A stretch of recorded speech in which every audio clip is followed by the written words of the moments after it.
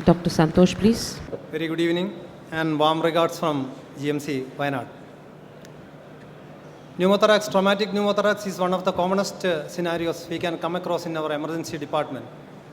The pneumothorax was first coined by the French physician Itard, and as all of us know, it's a presence of air between the visceral and parietal pleura. And it was documented actually in 5th BC itself by Hippocratic succession. They usually identify the thoracic collection of fluid and air inside the thorax. It's usually due to the communication between the airspace, pulmonary, intrapulmonary aerospace, and also between the penetrating type. You can get communication between the atmosphere and the pleural space. Around 45% of thoracic trauma cases were having diagnosed traumatic pneumothorax. So coming to the general classification, you can get the traumatic, non-traumatic, and non-traumatic with primary or secondary lung diseases, or it may be by presentation, it may be a simple presentation, or it may be a very severe form of tension pneumothorax, or it may be an open penetrating type of wound, or it may be a closed type of wound. So in a traumatic pneumothorax, you can get it by penetrating wounds like gunshots, you can get some pneumothorax, and you can, by blunt trauma, by fracture rib or dislocation, you can get blunt type of trauma and pneumothorax. And obviously barotrauma, again, barotrauma in traumatic area, in scuba divers and aircrew members, you can get, if it is above more than 3050, you can get pulmonary alveolar rupture and pneumothorax. But actually nowadays very common iatrogenic type of pneumothorax is very common. Nowadays we are more interested with intrapulmonary or transthoracic bronchial biopsies. And we are doing subclavian, central venous catheterization or jugular catheterization presenting with traumatic pneumothorax. But actually by guiding ultrasound guided or CT guided aspirations or, biopsies or in central venous catheterization has reduced the chance of iatrogenic, but it is common nowadays with the iatrogenic in ICUs and ventilators. Coming to the pathophysiology and the mechanism, you can see from the open there is a equal, the negative intrathoracic pressure which equals with the atmospheric pressure, and in tension pneumothorax you can get significant increase in intrathoracic pressure which will resulting in mediastinal shift that may resulting in engorging of the veins, cardiac output is reduced, and the more severe form, the hypotension, cyanosis, and even shock can be the actual presentation in tension type of pneumothorax. So diagnosis in traumatic pneumothorax, actually it's a clinical variant. You can, once the patient is taken to the casualty, you have to suspect traumatic pneumothorax if the patient is having some clinical scenarios, like a patient is having significant chest pain, a patient is having respiratory distress or dyspnea, and tachycardia and tachypnea is present, and distended neck veins are present. Also, you can get auscultation wise, there is reduced burst sounds on the affected side. You have to think in terms of an extensive or type of pneumothorax. Late findings, usually you can get the consciousness level may be very much reduced. Patient have significant dilated veins, hypotension, cyanosis, and obviously you can hear the left-sided affected pneumothorax can get Hammond's scratch along with the Hammond's sign, which is usually heard along with the S1, S2 or the heart sounds. So imaging studies in diagnosis, chest X-ray is very routine, but if you suspect a pneumothorax and the patient is stable to mobilize, you can send the patient for chest X-ray, and you can see the absence of lung and visceral pleural thickening. And in tension pneumothorax, even if the patient can be shifted, you can take this X-ray, or bedside X-ray will show you a contralateral deviation of the mediastinal structures, and the ipsilateral flattening and mid-diaphragmatic depressions are very common in tension or high severe form of pneumothorax. And supine epifilms are usually very notoriously inaccurate, and you can identify only with the deep sulcus sign. You can identify that from the picture. It's with deep sulcus sign which can think about the diagnosis of pneumothorax. In that case, you can go for serial radiographs like 6 hours or 12 hours. You can take multiple chest X-rays that can reveal or correctly diagnose the pneumothorax. Around 2 to 2.5 centimeter in the collapsed lung peripheral gas shadow will account for around 30 to 40% of pneumothorax. So this is another case scenario. If the residents are sending some X-rays, the consultant, you have to think about, even though the mediastinum is central, and both lung fields are equally heard, or the equally right sides are normal, or equally heard, and engorged veins, but the clinical signs are extensive for pneumothorax or respiratory distress is present, you have to think about bilateral pneumothorax, where you can get the mediastinum is in the center. Some pitfalls in the chest X-ray reading. Always think about the from X-ray you can see that's a skin fold which appears to be pneumothorax. Always don't look into the X-rays. Always see the patient and evaluate the clinical signs and symptoms. And the emphysematous bullae again can mimic a pneumothorax, and air trapped in the chest wall and the arm can also mimic a pneumothorax. CT chest is the gold standard for most of the occult type of pneumothorax in trauma, and it may be a very small amount of overdiagnosis. Nowadays, CT chest will overdiagnose pneumothorax, asymptomatic pneumothorax. And the 35 millimeter rule in chest CT, if it is less than 35 millimeter, you can think about conservation and observation, and more than 35, you have to think about tube thoracostomy.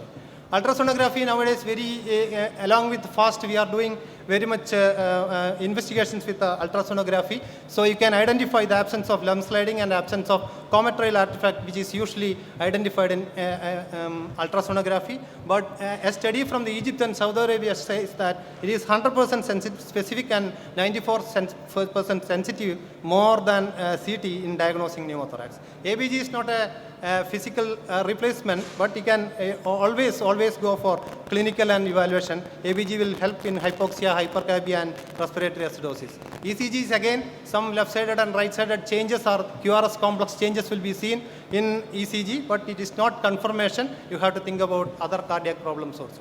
Iatrogenic pneumothorax in ICUs and ventilator, always you have to think about sudden onset of tachycardia and increased peak pressure ventilator. If after a procedure, you have to think about iatrogenic pneumothorax, and sudden decline in SpO2 also will give you a clue iatrogenic type of pneumothorax. Management always depends on the clinical setting, the size of the pneumothorax, and also the open, whether it is open, closed, or whether it is simple or tension pneumothorax. The first aid, according to ATLS protocol, always go for ABC. The airway has to be made patent, but always think about the penetrating wounds that will be closed from the picture. The three sides will be plastered, and one side, it will act as a flutter valve-like mechanism. On inspiration, there will not be entry of air, but expiration, there will be exit of the air. And penetrating chest wound also, you have to be attended.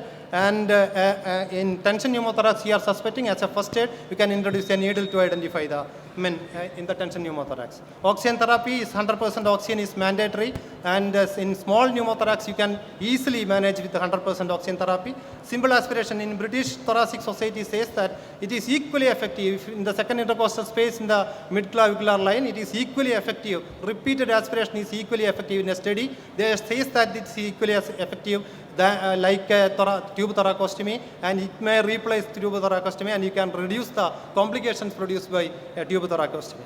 And tube thoracostomy, as all of us know, always identify the triangle of safety, and with aseptic precaution, you have to go for the rule of 4. Rule of 4, good plan, the 4 steps, good hole, 4th or 5th intercostal space, or the good tube, it's 4 into ET tube size of that patient, and 4 centimeter deep. That's a rule of 4. Post thoracostomy, the patient should be kept in a semi-floor position. Always give analgesia. Always go for breathing exercise, and make sure that the column of air is moving. And complications, always you look for the complications like hemorrhage and neurovascular bundle injuries, other complications like infections. And chest tube removal, always wait for the lung expansion. It may take 1 week to 4 to 6 weeks, but there is clinical evidence of not clinical evidence of air leak or lung is expanded, you can go for that. If there is persistent air leak and after tube thoracostomy, bilaterally extensive pneumothorax, you have to go for video assisted thoracoscopy, and thoracotomy is also in some indicated. And last slide, the tension pneumothorax, always be keen on the emergency situation. You identify the angle of Lewis, second mid-clavicular line, second intercostal space. You introduce the needle or plastic cannula. You have to decompress before the patient is sent for an emergency investigation or removing the patient from the casualty. So the take-home message, always correct identification and rapid intervention is needed in some cases of pneumothorax, traumatic pneumothorax. Treatment of small pneumothorax, it is not indicated for tube thoracostomy. You simply observe the patient in ICU setups, and tension pneumothorax is a life-threatening situation. Always manage it immediately, and premature diagnosis of tension pneumothorax should not be done.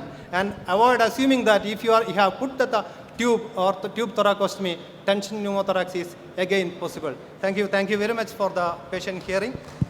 Excellent presentation, sir. So just one question, where the X-ray appears normal and the CT scan we are detecting pneumothorax. Will you wait, or is there any indication for ICD?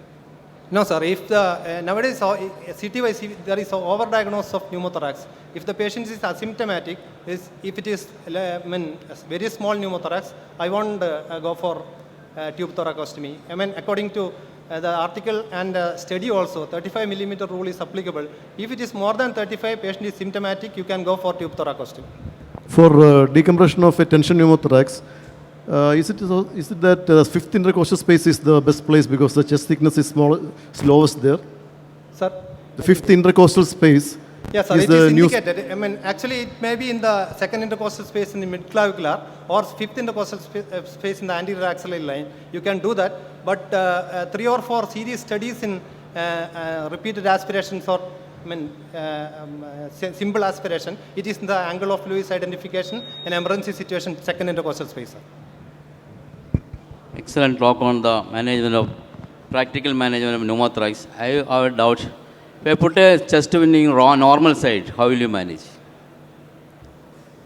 If you put Actually put the chest to one normal side. A question should be from the PG side. How will you manage such situation?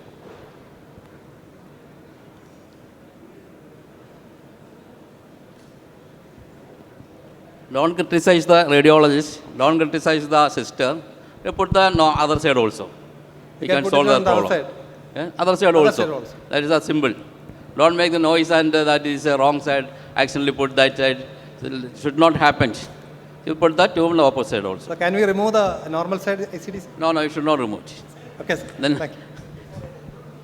So any experience on using Sinapi over underwater seal? Sinapi. Sinapi, which is recently come in place of underwater seal.